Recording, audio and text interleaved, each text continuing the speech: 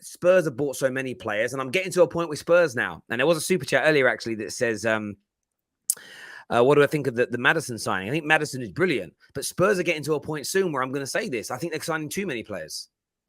You've got to get them all to gel, and you suddenly start going to 7, 8 odd players, 9 players. I've read somewhere they might go up to.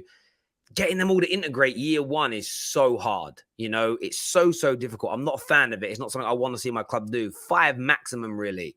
And you kind of grow from there. Maddison would be a good signing, by the way, for Tottenham. They need that creative midfield spark. But Spurs got something that the rest of them don't have, and that's Conte.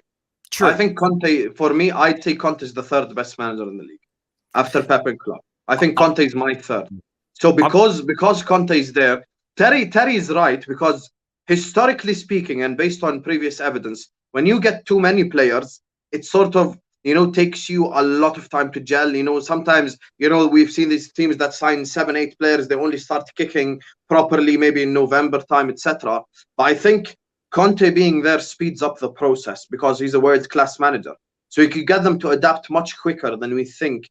Plus, if they've got the quality, they've got the quality. For example, Jed Spence, when I look at Spurs' business, the best business they've done all summer for me is Jed Spence. I think Jed Spence is the best piece of business they've done over anyone else, because Jed Spence is someone who literally has the potential, if he explodes next season, to be the 3rd best right back in the whole league. Genuinely, like you're talking about levels here. So I think Spurs have been going about their business very well. You've got Bissouma, who they've signed for not that much money. Longley, I don't personally rate, but he's, if he's going to play in a back 3 in a Conte system, it might work. So look, there's stuff that he needs to put into place. But because Conte is there, I'm going to give him the benefit of the doubt because of who he is as a manager, to go like, okay, I'm going to implement them all in the correct way. So that's what I think.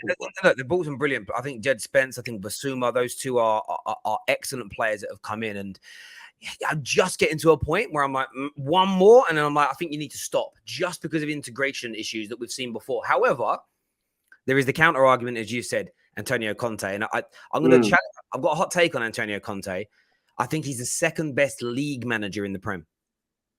Overall, no, but we can't do that though. No, but we can, because in the league, it's still a competition by itself. Do you get where I'm coming from? In the league, but he still isn't better than Klopp.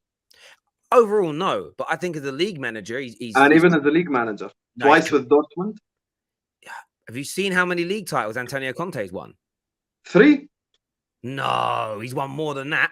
I swear. No, he's won 3. He's won 1 with Juve, I think, and 1 with Inter, and 1 with Chelsea. Really? I swear I read it was more than that. Hang on a minute here. He's won 3 with Juve, 1 with Chelsea, he's got 5.